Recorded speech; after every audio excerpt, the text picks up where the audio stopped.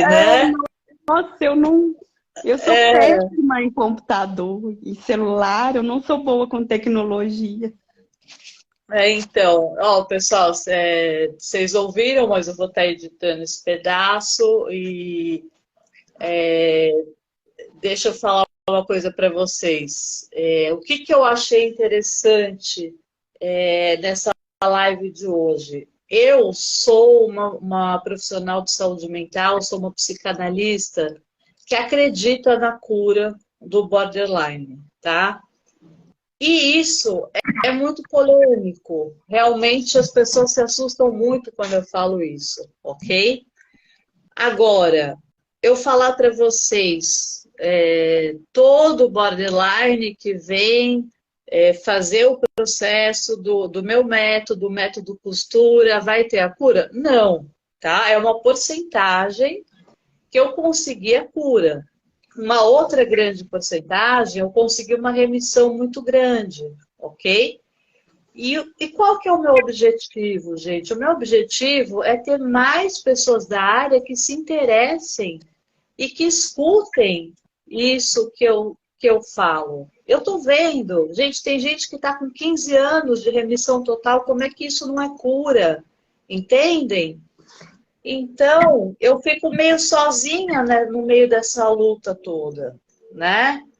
E aí, quando qualquer pessoa de saúde mental, psicanalista, psicólogo, psiquiatra fala, eu acredito sim, isso me dá um alívio, porque realmente é uma batalha muito solitária, né? Então, é complicado. E a Joana, tá, pessoal? A Joana entrou em contato e ela fala, Tati, eu me curei do borderline. E eu quero ouvir a história dela junto com vocês, porque parece que há muito de fé, tá? De algo religioso que a gente vai entender daqui a pouquinho. Só para deixar claro, pessoal, eu não sigo, tá, nenhuma religião, mas eu concordo com todas, eu sou super aberta para qualquer pensamento e qualquer coisa que seja a cura, tá? Eu sou uma pessoa totalmente contra a palavra cronicidade, para mim isso não existe. Então, como é que eu consegui com essas pessoas a cura? Através da psicanálise, ok? Só para deixar claro. Joana, boa noite. Boa noite, tá? É um prazer estar aqui falando com você. Prazer, prazer. Te acompanho há muito tempo, há muitos anos. Ah, que Eu legal! Ah, li vários livros seus nessa busca pela cura, né? ai, De que bom, que autoconhecimento. bom. Espero que tenha ajudado e estimulado de alguma forma a sua busca, né?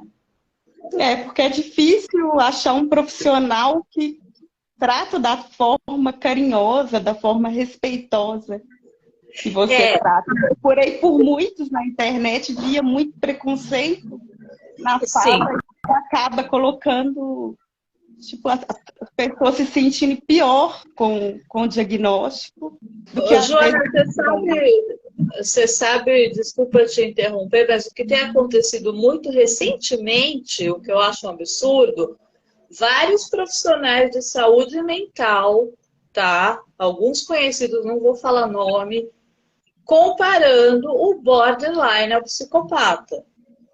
Gente, isso é muito grave, isso é muito sério, isso é um absurdo, né?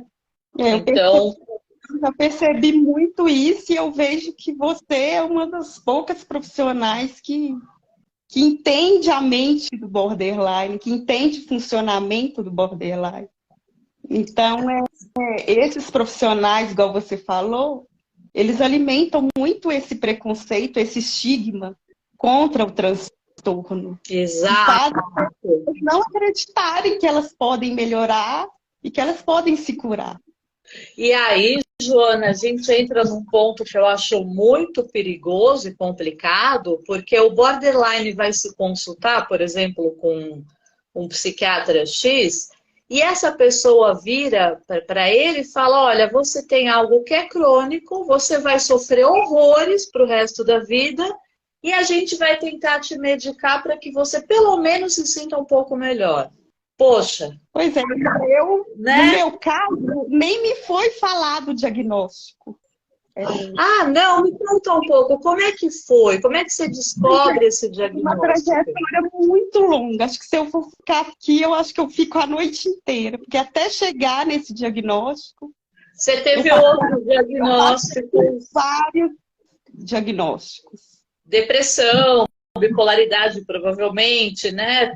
Não, era Esse... transtorno de pânico, bipolaridade, até transtorno de personalidade esquizoide, paranoide, Tá, bipolaridade. ok. O borderline mesmo, que eu só descobri quando eu pedi à médica que eu tratava na época um laudo para levar para um problema que eu tive, e eu vi o diagnóstico CID 60.3 e fui investigar qual era o meu diagnóstico. Aí que eu descobri. Aí eu E aí cheguei lá. você se reconheceu quando você Aí, viu. quando eu li aquilo, porque ela nem me falou, não sei por quê, não sei se é medo de rotular a pessoa, não sei por que eles não falam. Tem muita gente, tem muito profissional que não fala. É, É isso mesmo. Eu falei, tem isso. se ele tivesse falado, talvez eu teria. Para mim, foi libertador quando eu fiquei Sim, sabendo. sim. Porque Eu acho que a gente tem direito, né? e eu comecei a estudar e ler muito, e eu Aham. conhecendo nos sintomas.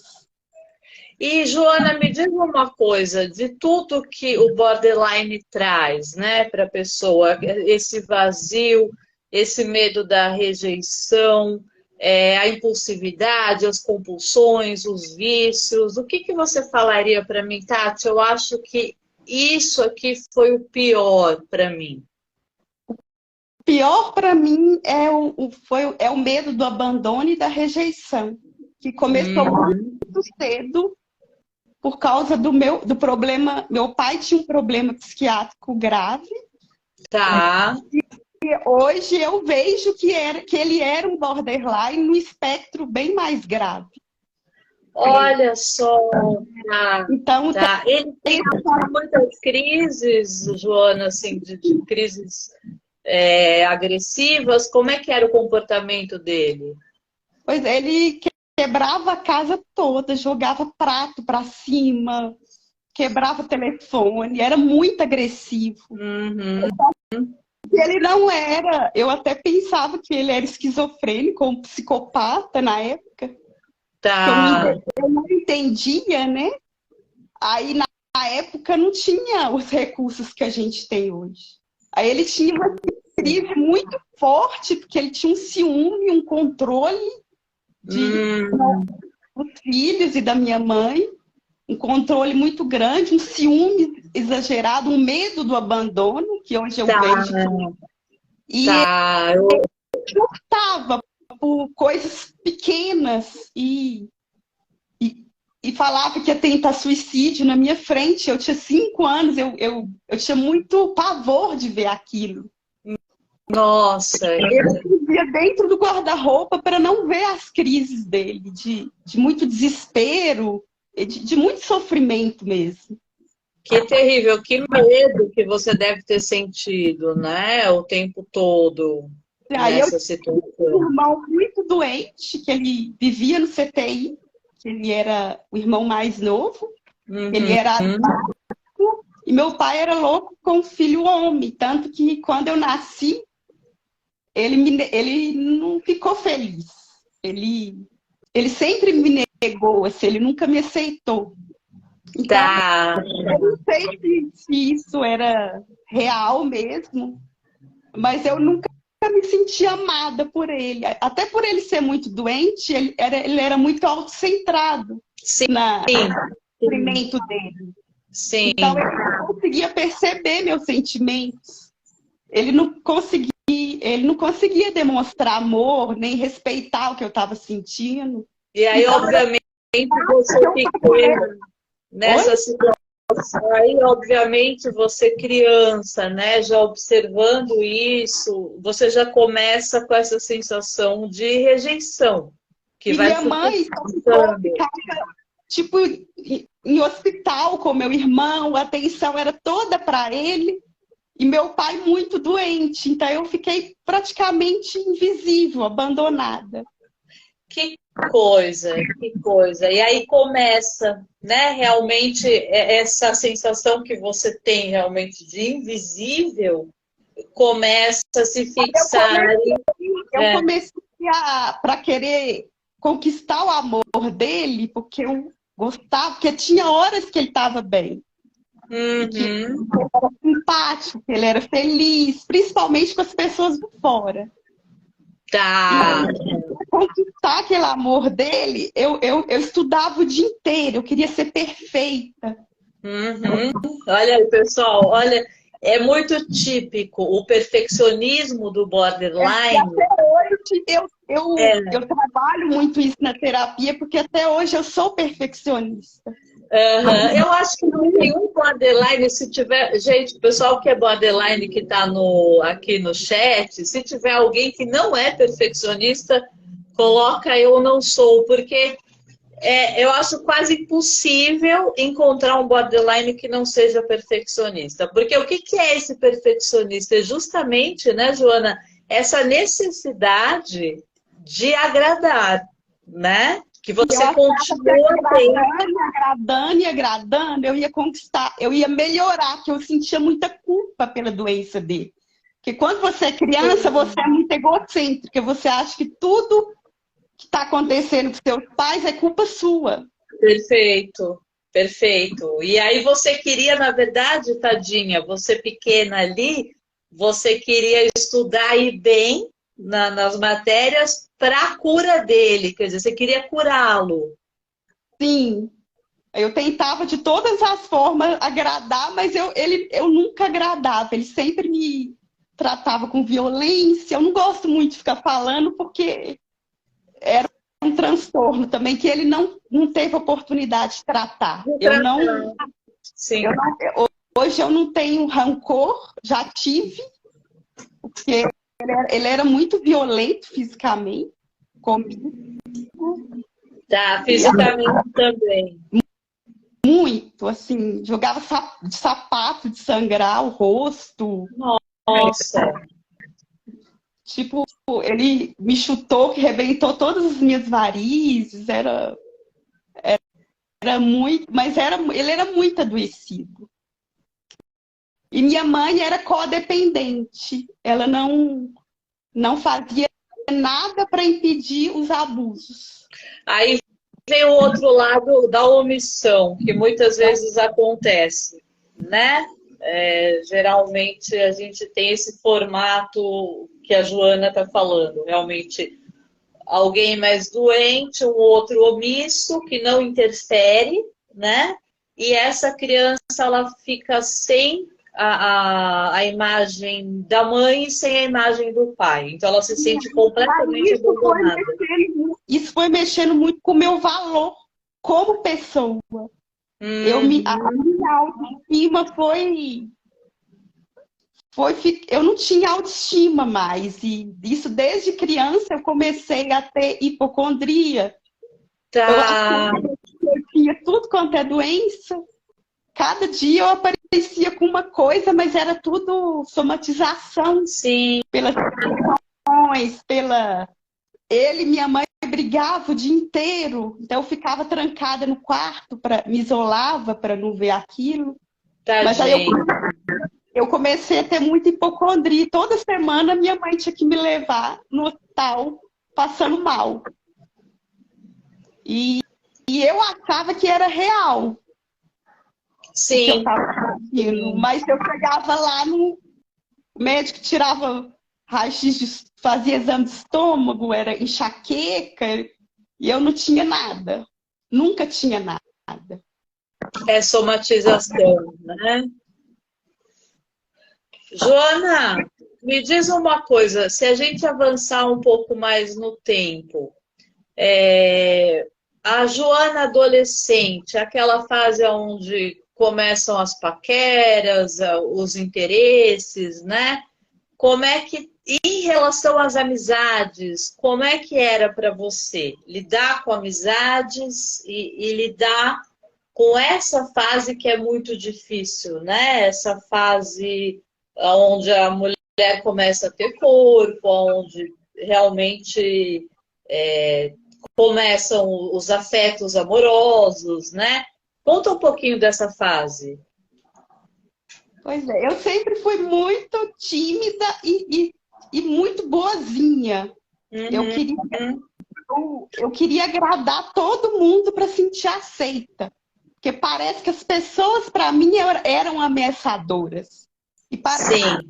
que eu carregava dentro de mim uma pessoa que ninguém poderia saber quem eu era. Uhum. Acho que chama síndrome da impostora isso, né? Isso, tudo que você passou, né, é compreensível se a gente pensar, quando você fala eu era invisível, né, quando criança, realmente você está trazendo essa sensação Eu pensava que futuramente. se nem meu pai foi capaz de me amar, ninguém vai ser capaz de me amar. Isso, Então exato, eu exato. assim, tentava agradar e eu era como um camaleão. Eu ia, se a pessoa gostasse daquilo, eu ia gostar. Uhum. Para me encaixar ali e agradar aquela pessoa. E às vezes isso dava até confusão, porque eu dava diferentes opiniões e isso parecia Uhum. uma manipulação, e, mas era sempre com esse medo de rejeição terrível que eu tinha dentro de mim. É tão cruel essa dor, esse medo de rejeição, E eu, Joana. eu vivia sempre São muitas máscaras, né? Várias máscaras que o borderline vai colocando durante a vida para isso é se muito sentir cansativo. pertencente. Isso é muito cansativo. Então, eu sempre tive poucas amizades. É Uhum. muito cansativo você querer agradar o tempo inteiro para ser aceito. Você conseguiu ter uma amizade onde você sentiu assim, você falou, eu acho que com essa pessoa eu posso confiar, não preciso usar máscaras, eu posso desabafar um pouco, ou isso demorou na sua vida? Pois é, os meus namoros, o meu pai atrapalhou todos. Ele tinha um medo que eu largasse ele, Tá. tão grande que todos os namorados que eu trazia em casa ou que me ligava, ele quebrava telefone, ele não deixava eu namorar, ele espantava, ele falava que nenhum servia para mim. Putz, quer dizer, aí o medo do abandono dele, né, em relação a você na época, tá? Você ficava com raiva dele Eu nessa tinha, época? eu tinha crises explosivas contra mim, de bater a cabeça na parede, de me morder, Uhum. mutilações porque eu não sabia lidar com a raiva, né? Que a raiva Aí, pessoal, aí começa esse processo. Culpa, né? Primeiramente que ela disse lá atrás que ela sente em relação ao pai, depois a raiva, né? Culpa e raiva são dois sentimentos. A eu gente amava e odiava ele ao mesmo tempo. exato, Era uma coisa, exato. era um conflito muito grande dentro de mim. Então, às vezes, como eu não queria demonstrar que eu odiava, eu tinha crises contra mim, de autodestrutivos. Você chegava a se automutilar no sentido de se cortar ou Não, não? nunca me cortei. Tá. Isso é muito importante, Só de gente, me porque debater, de quebrar sim, janela, de me morder. E sim, assim, é muito importante falar isso, porque se criou esse mito de que todo borderline se corta. Não, ok? Isso é uma coisa que eu sempre falo. Existem várias formas de você se punir, né? Como a Joana está falando, ela se batia. O borderline, muitas vezes, ele se arranha, muitas vezes ele tem a tricotilomania, ele puxa cabelo. Eu fazia isso mesmo. Puxava cabelo, Uhum. arrancava tudo.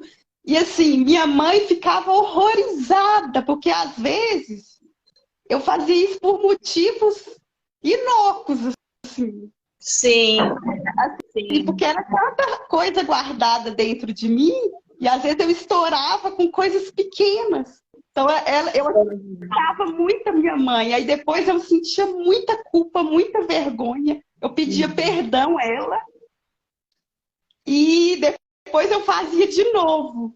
Era uma coisa horrível. Assim, na adolescência foi muito frequente isso. Como é que foi o seu Aí primeiro ela me levou no relacionamento médico. amoroso? Desculpa, ela te levou no médico? Ela me levou no médico porque eu estava tendo muita ideação suicida e essas crises. Desculpa, Joana, que o Jonathan comentou uma coisa importante aqui. Ele disse que no caso dele, ele também se batia até ficar roxo. Olha aí. Aí ela me levou no médico do posto de saúde, falou que eu estava tendo essas crises. Aí ele falou que era manha, que tinha que colocar mais limite. Você está brincando. Não tinha jeito, que era falta de limite mesmo. Ai, gente, essas coisas, juro, é da raiva, né? Assim, não, né? Sinceramente, né? Tem cada coisa que a gente escuta, assim, sabe, é preguiça, é falta de limite, sabe? Eu Nossa, é tive absurdo. que dar um couro de mangueira, eu lembro que ele falou na época, para eu ver se eu tomava jeito. Que horror! Você já está toda machucada, se sentindo péssima, né? Machucada, eu digo emocionalmente, e você escuta isso, né? Que absurdo. E eu não tive nessa época assistente, assim. Mas depois eu namorei 3 anos, um rapaz. Eu nunca fui de ter ciúmes igual. Eu acho que cada border é de um jeito, né? Sim, sim, claro, claro. Eu vejo muito isso em livros, que o border. Meu pai era muito ciumento, né? E eu acho que ele tinha esse diagnóstico. Mas Tá, eu nunca. você não foi ciumenta Não, com. Você é hétero? sou hétero. Tá, então com os homens da sua vida você não sentia aquele que a gente diz, né? Aquele ciúme borderline, aquele ciúme desesperador. Não. Eu fazia tudo para Tá. agradar. Eu não era eu com eles. Ok, ok. Eu fazia tudo e mais um pouco para manter aquela relação, mas ciúme eu nunca tive, assim. Tá, interessante isso. Interessante. Você tinha, você não tinha o ciúme, mas você tinha o medo constante de que eles te deixassem Eu do sempre abandono? achava que eles iam me deixar. Tipo, Tá, às tá. vezes eu viajava para a praia com o namorado, eu chegava e chorava, me dava crises de choro porque eu achava que ele ia me abandonar. E isso é que Uhum. meu pai me falava sempre. Nenhum homem vai te querer, que você não presta, só está Tá, interessado no que você tem. tá. Então eu sempre. Isso vai internalizando, né? Sim, com certeza. Com E certeza. o medo do externo, parece que o medo do colapso. Então eu sempre fui muito tímida, me fechava com medo. Eu tinha muito medo das pessoas, porque eu sabia da minha fragilidade e da minha hipersensibilidade à crítica. Tá. Então eu me fechava para que se eu fosse criticada, para mim era como se fosse um luto. Para mim é como se estivesse me matando por dentro. Eu não Sim, agradeço a pessoa. E às sim, vezes sim. pessoas que nem eram significativas para mim. Como que a gente se sente muito? numa intensidade tão grande.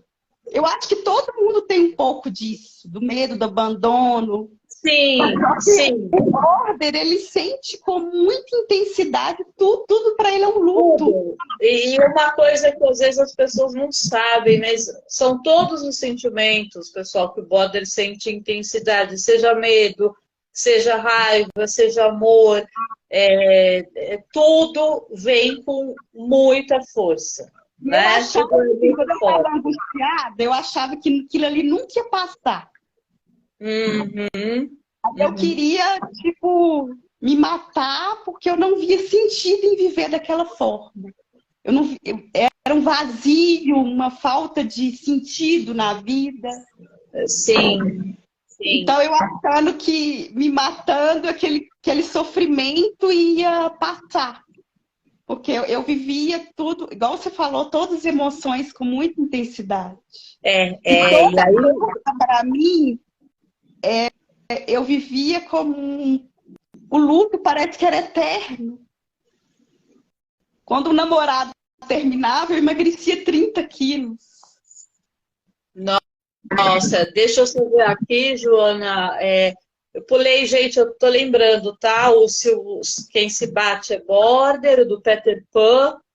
Aqui a Patrícia, o Border sempre tem pais, ou um deles com transtorno, né? Não necessariamente, tá, gente? O que eu observo muito mais do que, por exemplo, um dos pais com o transtorno borderline é um dos pais com o transtorno narcisista, né? Um pai com transtorno narcisista assim, é muito fácil que exista um filho borderline, tá? Então é mais comum, tá? Mas pode acontecer. Você vê no caso da Joana, existe uma repetição, existe um sentir o que o pai está sentindo, né? E as críticas e tudo isso que entra.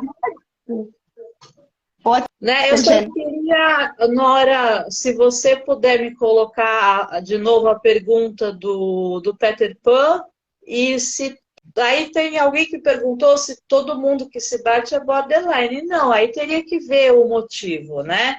O borderline está se batendo porque ele está com tanta raiva, então ele precisa descontar nele mesmo. O borderline tem um masoquismo, infelizmente, muito forte. Eu nunca, né? assim, eu nunca agredi ninguém, eu não sou de brigar com ninguém, eu sempre fui autodestrutiva para mim mesmo. Sim, sim.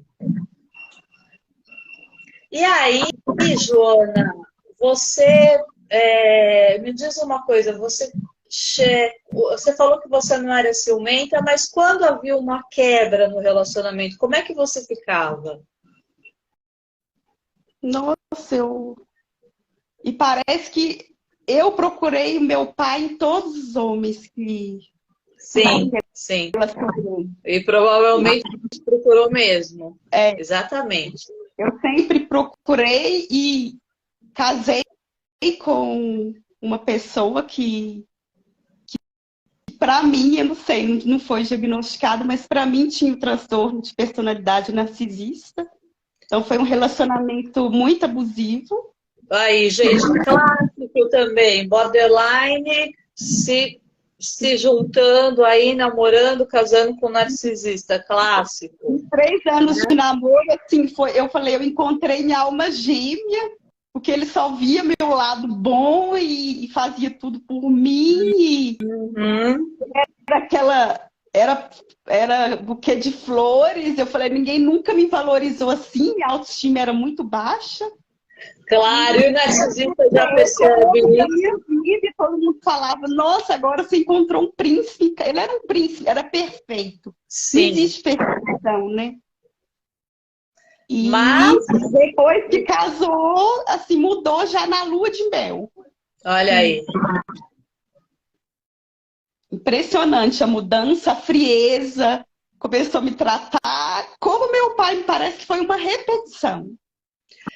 E se você não percebe isso, Joana, acontece de realmente você ficar o resto da vida procurando inconscientemente o seu pai, realmente para tentar É porque eu essa era muito validação. vazia de mim mesmo. Então era uma relação simbiótica de dependência que eu tinha com as pessoas. Que quando você está Tá, vazia, você não consegue dar amor pro outro também.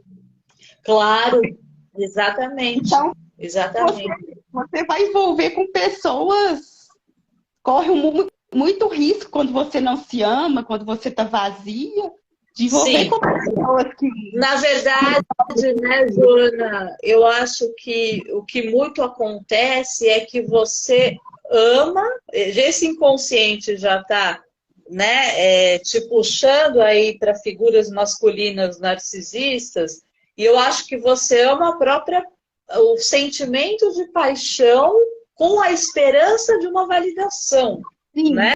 Sim. Você ama essa representação muito mais do que esse homem, né? Sabe, tá, o que eu acho interessante é que tudo que agora que eu estou curada, graças a Deus, que tudo que ele via em mim na época desse bombardeamento de amor, eu vejo que eu tenho dentro de mim. Que legal, tá? Que legal. Porque ele me valorizava e falava que eu era, hoje eu sinto que realmente eu era. Hoje é muito legal você falar isso. Eu piorei muito o meu quadro borderline durante o relacionamento. Eu fiquei super impulsiva. Sim, a pessoa fica Eu muito. engordei, eu engordei 30 quilos. Uhum. Eu comprava em excesso. Para preencher aquele vazio, porque eu ficava procurando aquele homem maravilhoso. Durante 5 anos fiquei procurando. Sim, sim. Então a minha impulsividade foi. Meu pai, ele morreu na minha lua de mel. Olha, De tanto medo, quando eu casei, ele ficou depressivo. tá. Eu era tão apegada com ele, eu tinha tanta dependência emocional do meu pai, que eu falei com ele, eu estou casando, mas eu vou morar aqui para cuidar do senhor. Sim, Aí eu fui para a lua de mel, ele faleceu. que Então, loucura. eu já entrei no casamento, aí eu tive vários problemas. Meu ex mudou comigo, meu pai morreu, eu mudei de bairro, foi muita mudança. Aí eu entrei numa depressão que eu tive que me internar essa época. Tá. Você ficou quanto tempo internada? Eu fiquei 30 dias e lá eu tive diagnóstico de transtorno bipolar. Olha, é outro, né? Quer dizer, Cheiro de medicação, assim, que eu não. Que eu fiquei meses, quase não aguentava nem falar. Era de tanta medicação. sim, você ficou dopada ali. E me diz uma coisa, você sente que você atingiu a cura, quando você fala da cura, você sente que foi pelo processo de terapia e de autoconhecimento?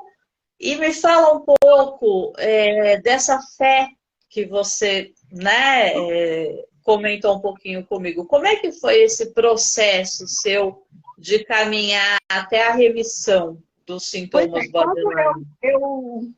eu resolvi me separar, eu ficava só deprimida, né, no casamento e piorei muito. Aí quando eu separei, isso tem uns 5 anos, eu falei assim, eu não sabia que eu era borderline, eu já tinha o diagnóstico, mas não sabia. Eu falei, tem alguma coisa muito de errado comigo. E Uhum. eu sempre fiz terapia, Tá. assim, desde a época da faculdade. Só que eram umas terapias muito superficiais, eles nem perguntaram da minha infância. Putz, tá.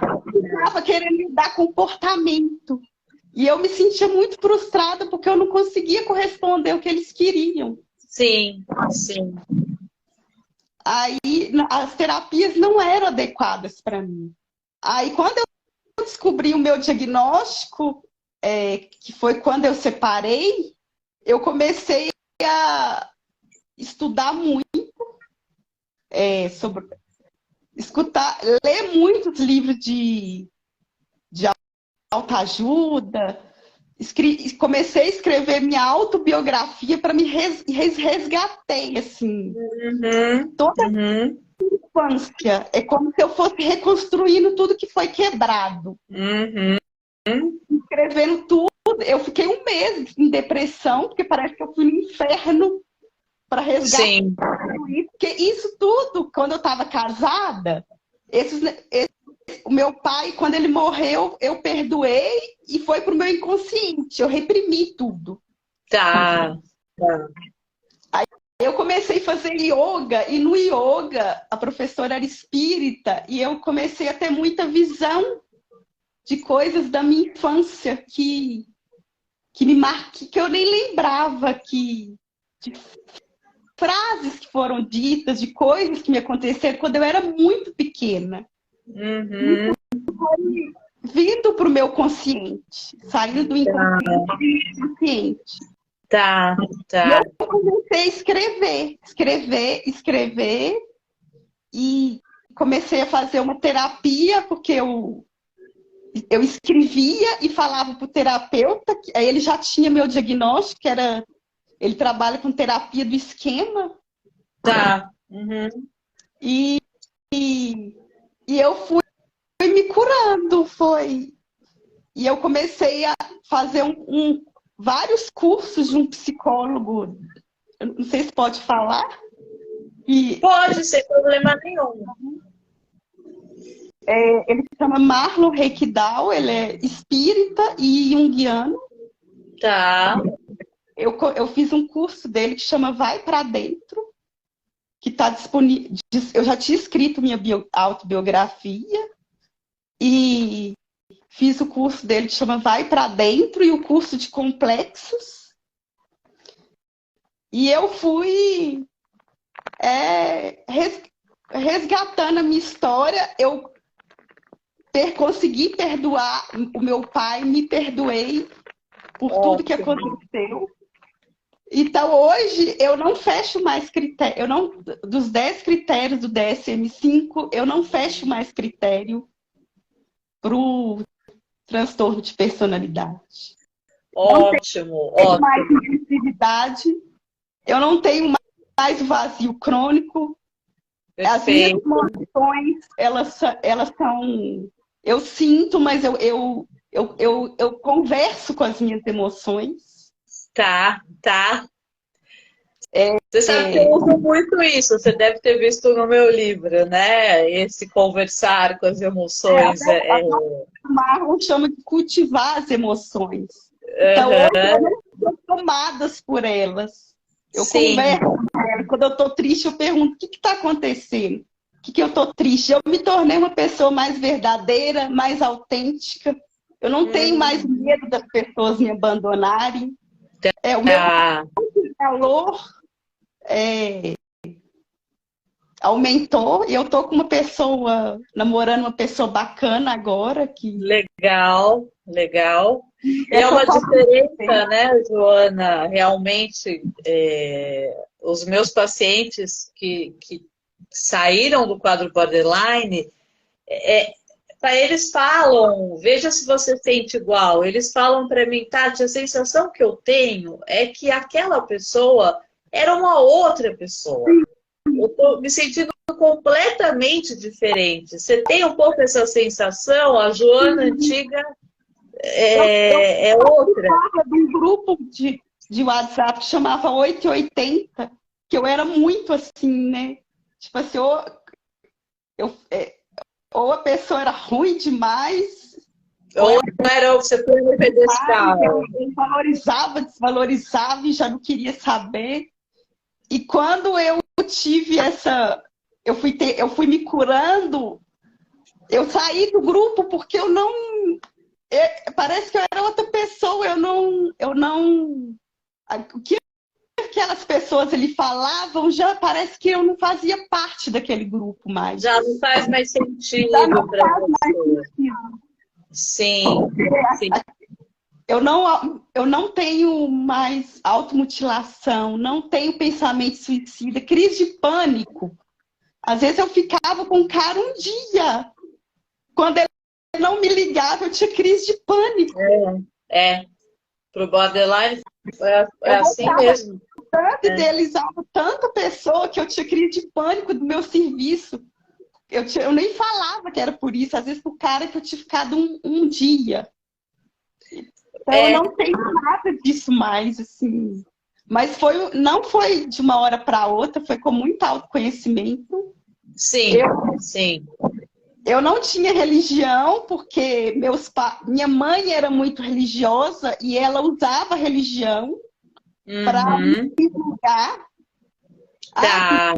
Isso, eu acho que a imagem de Cristo pesou muito para mim, porque ela usava muito a imagem de Cristo para pai pode bater em filho, filho tem que aceitar tudo. E hoje o espiritismo começou a fazer parte de mim, me ajudou a aceitar. Eu acho que vem muito da aceitação. Certo, certo. Hoje você falaria para mim que você sabe quem é a Joana de verdade, o que ela gosta, o que ela não gosta, como ela é, como é que é essa essência real da Joana? Através desse seu processo de autoconhecimento, você chegou até você, né? Até a sua identidade? Cheguei. Eu tinha uma personalidade muito fluida. Eu fazia o que as pessoas falavam para eu fazer. Eu não confiava, que eu não tinha a subjetividade minha era muito. Parece que eu não tinha uma personalidade fixa, né? Não sei explicar. Exato, é o que você falou muito bem lá atrás. O borderline ele fica como um camaleão, tentando agradar para ter a validação o tempo todo. E ele tem sempre uma sensação de não saber exatamente quem ele é e muitas vezes se sentir uma fraude. É como se quando ele tem a sensação de quem ele é, ele fala, não, mas é uma fraude. Faculdade, todo mundo falava que eu estudava muito, eu era muito inteligente, eu dava monitoria para os alunos, todo mundo ficava encantado assim, e eu falava assim, não, essa não sou eu. Eu não, isso daqui não sou eu parece que eu não estava ali. Exato. Mesmo. E eu falava isso que eu quero, eu não sabia o que eu queria, mesmo estando tão bem na faculdade e formando, eu sempre ficava. A gente não tem uma personalidade muito fluida mesmo. Muito desconhecida. Então, realmente, o método que eu uso, Joana, que eu chamo de costura, é justamente para chegar a essa identidade, sabe? Para que a pessoa consiga realmente, para que a gente vá trabalhando todas as frustrações, né? Todos os sentimentos, culpa, raiva, rejeição, medo de abandono. Eu acho que é isso que eu fui fazendo. Indiretamente, eu fui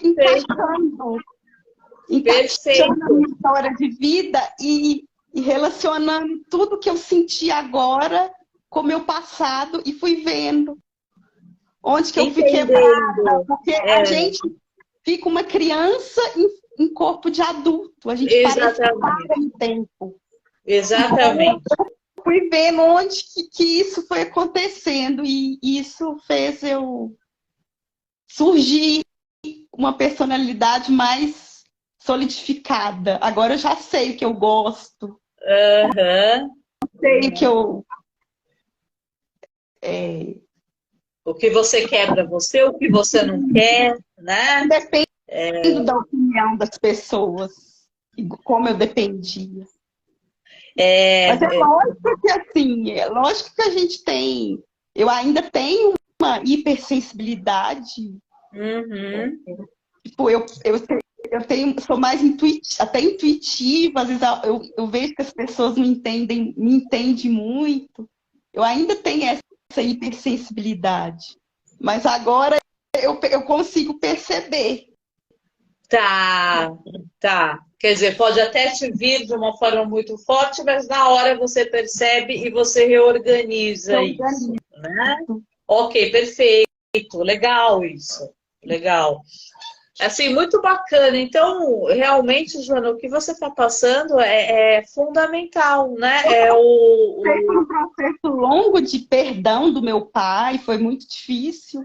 Eu É acho que difícil, mas é necessário. É muito é necessário. muito importante para minha cura, mas eu fiz até. Tem um tratamento que. Movimento dos olhos. Sim, sim. Que eu contava as cenas e ia fazendo o movimento dos olhos e ele ia me. Eu esqueci como é que chama. Eu fiz algumas sessões para. Não me lembro também, gente.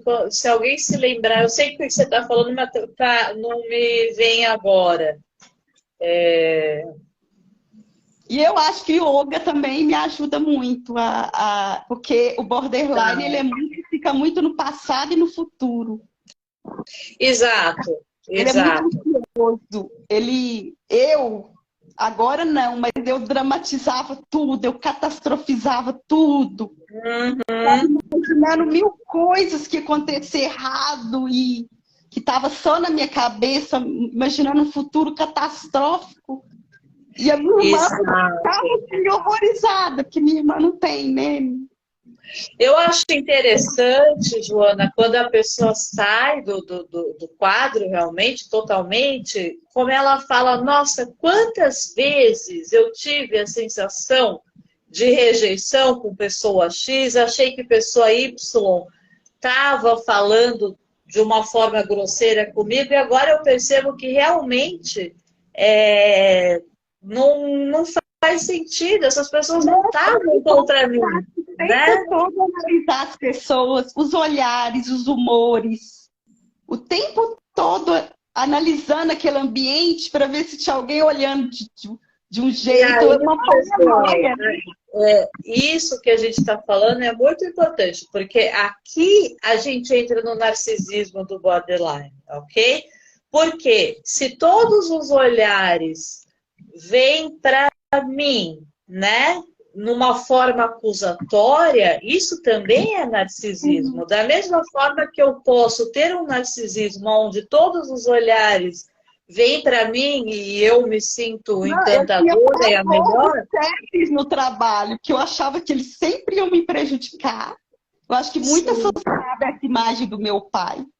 Eu achava que sempre ia me prejudicar, que ia fazer alguma coisa contra mim.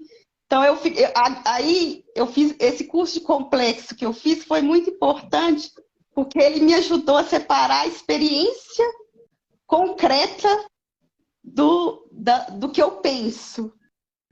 Perfeito. Então, perfeito. Eu fiz uma experiência concreta, o que está acontecendo no concreto. Exato, de verdade, né? Não aquilo que eu estou. De verdade, não é da minha cabeça. Exatamente. Eu vou pedir para a Nora, eu não sei se eu vi que Jardel também está no chat, o Taô, tá?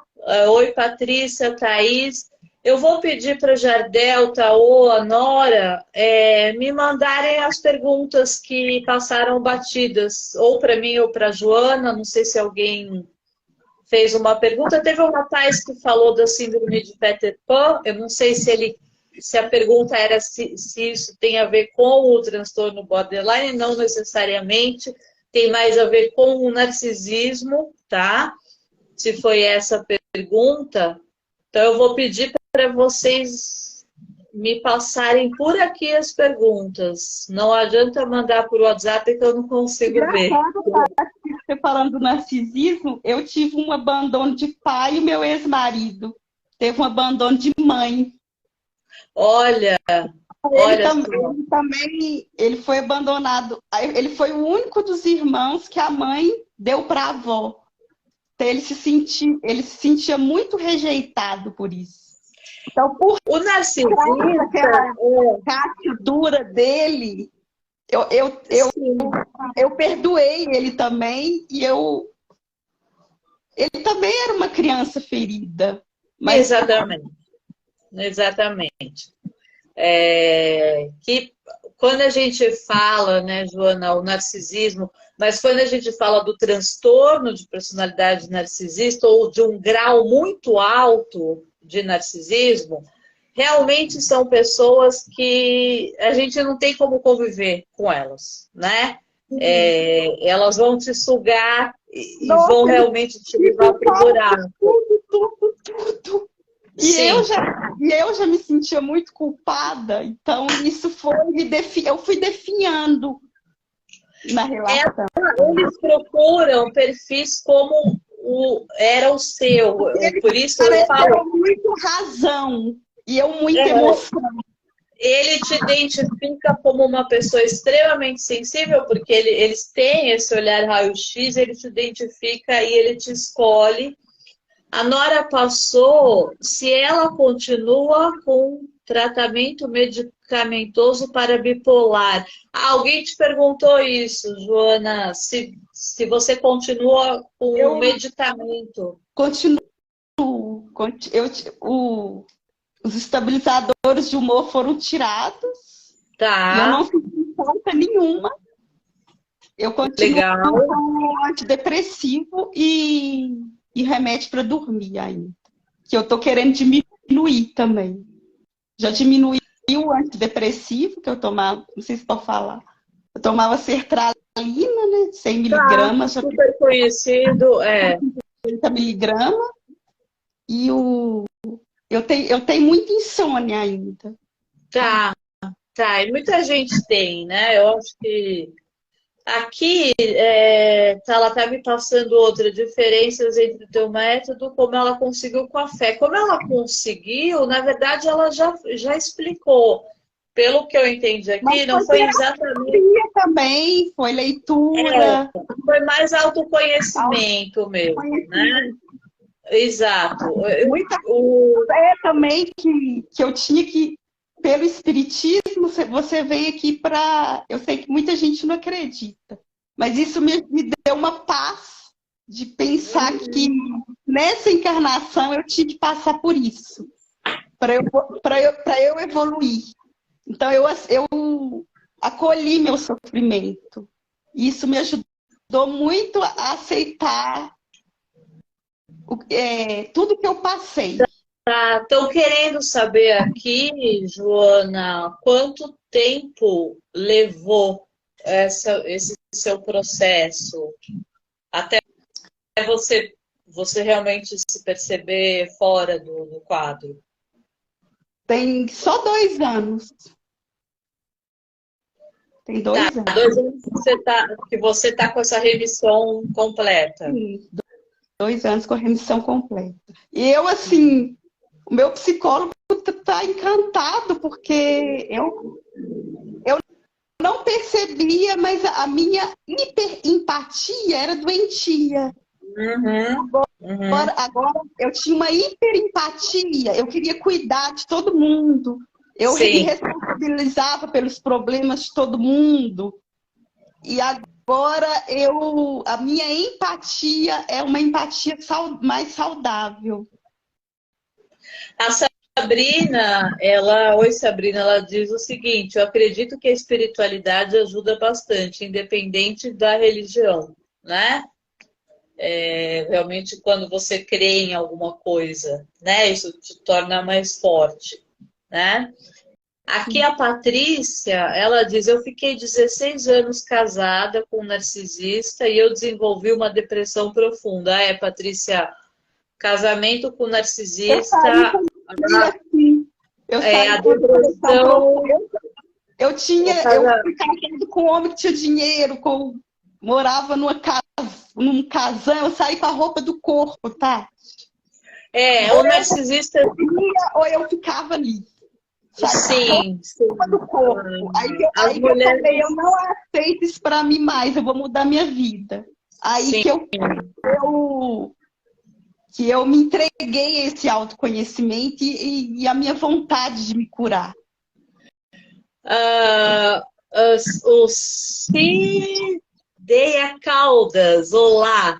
Boa noite. Borderline tem cura? Para mim tem. Para o resto dos profissionais de saúde mental, Cidei, não. Na minha visão, tem. E não é nenhum bicho de sete cabeças, tá? Você acha que eles têm essa resistência por causa da Olha, neurobiologia, de alteração de lobo pré-frontal? não, você sabe o que eu acho, Joana? Eu acho que, infelizmente, muitas vezes, aquilo que é aprendido, né? Eu falo, quem trabalha com saúde mental, muitas vezes aquilo que é aprendido é fixado e a pessoa não tem esse desejo de ir além. Então, muitas vezes, ele aprende lá que o borderline é crônico, e isso se fixa para ele vai passar isso. Então, eu acho que é importante, e eu gosto muito dessa ousadia de quem consegue perceber coisas novas, né? Gente, basta a gente pensar como é que tudo isso começa, basta a gente pensar em Freud, né? Como é que ele vai percebendo a dinâmica do ser humano, isso é muito lindo. E não só a dinâmica do ser humano, mas como também a capacidade do ser humano se renovar e se curar.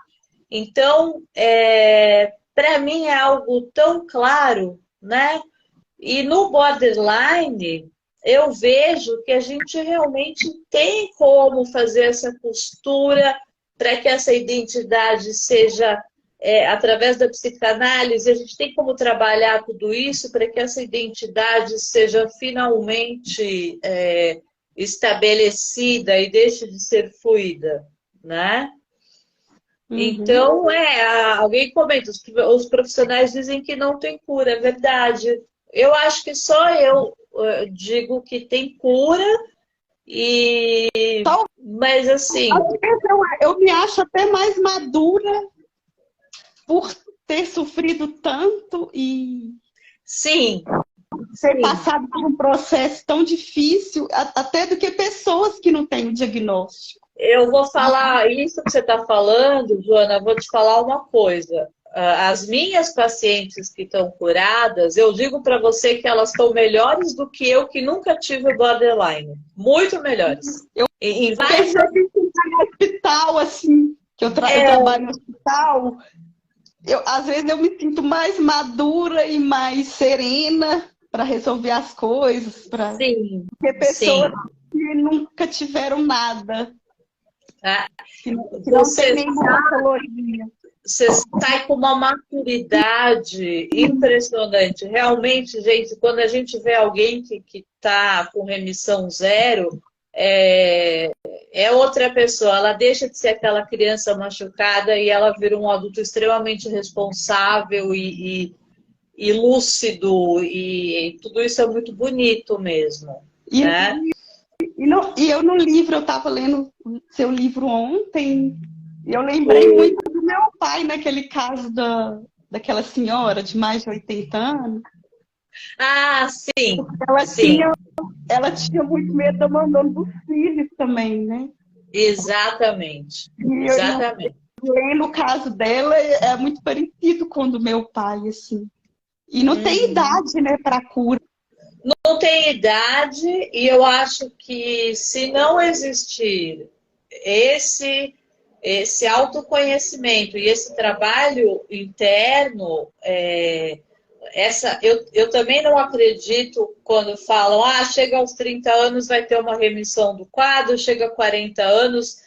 Não, não vai ter remissão enquanto a pessoa não trabalhar isso. Se ela não trabalhar, ela vai chegar aos 90 anos e ela vai estar sentindo tudo isso.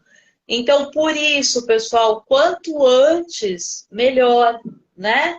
É muito mais fácil uma pessoa jovem que procura ajuda, a gente já começar realmente a mexer, né? É muito mais fácil. Do que a gente tratar uma pessoa aí que eu já tratei de 80 e poucos anos, né? Mas eu acho que também é muito legal a pessoa que tem 80 e poucos anos e vem e fala, eu quero esse tratamento, porque nunca é tarde, né? Nunca é tarde. Gente, tem mais pergunta para a gente encerrar aqui o bate-papo? Vamos ver. Olá, Dárcio, Maine.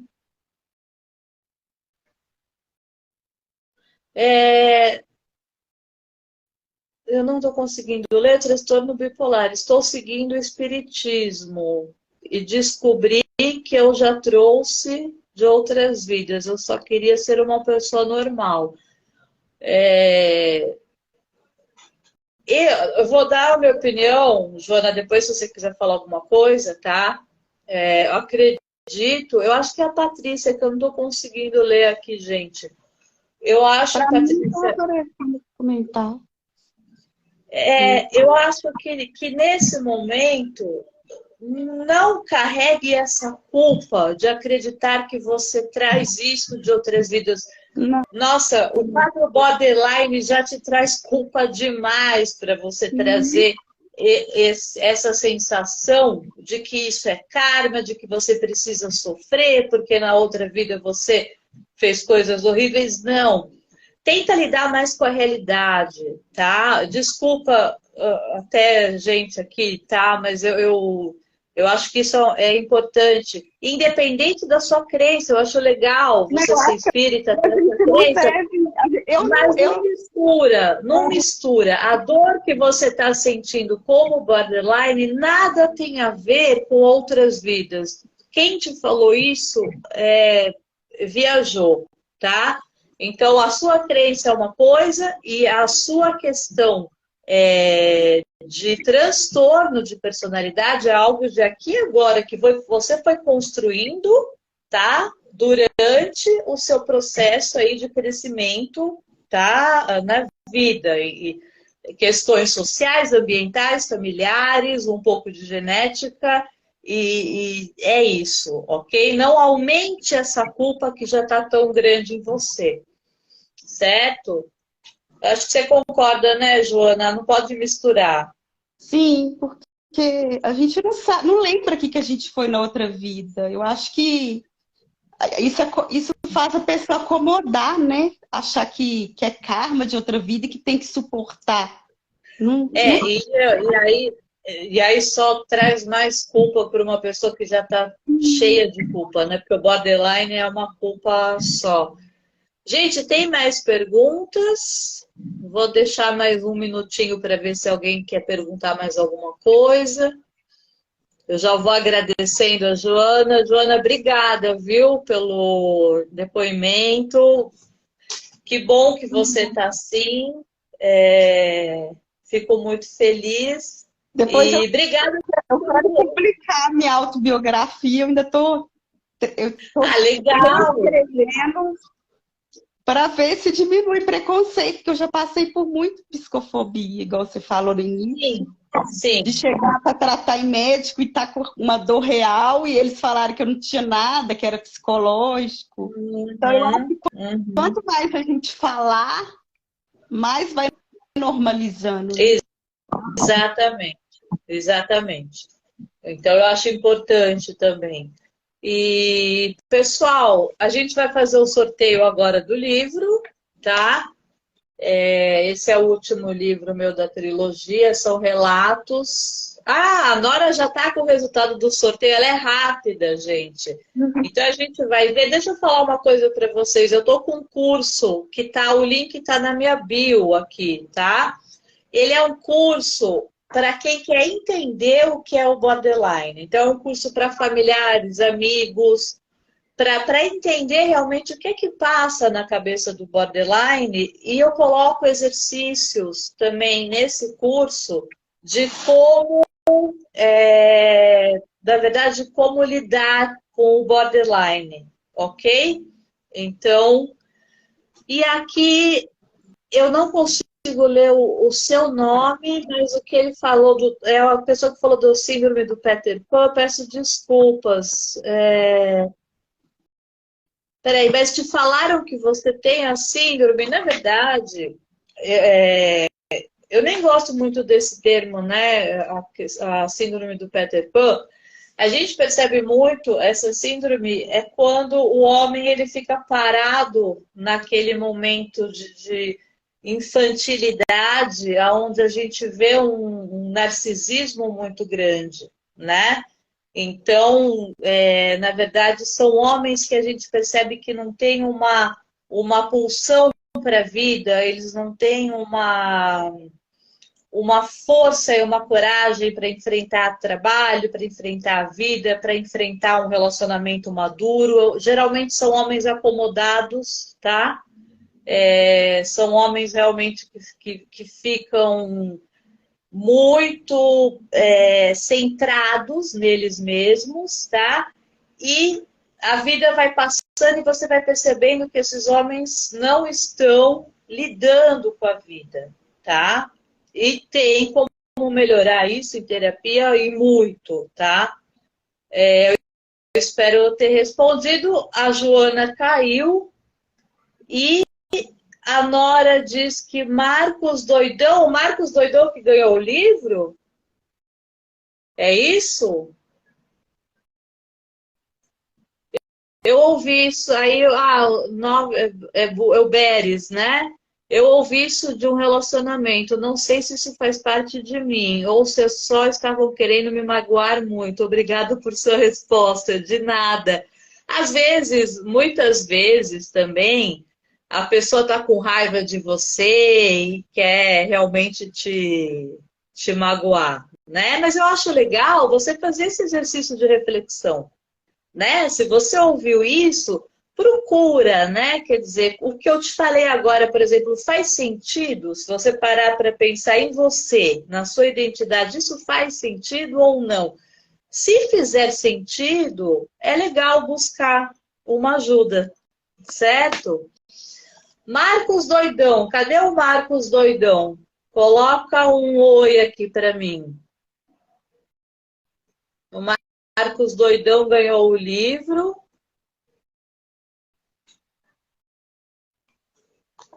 Ele ainda está aqui na sala ou será que ele já saiu?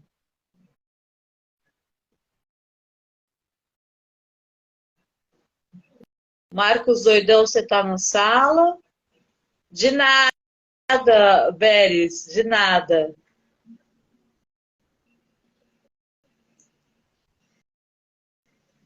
Bom, se ele está na sala, então, me manda pelo meu direct o seu endereço que eu vou te mandar o livro, certo?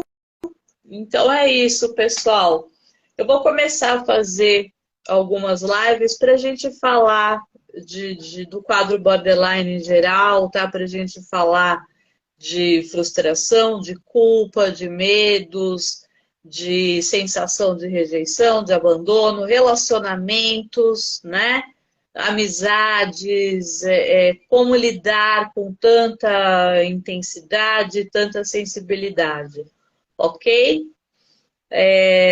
Obrigada, Evanilda. Muito obrigada, viu? Obrigada pela presença de todo mundo. Pessoal, beijo. Até a próxima.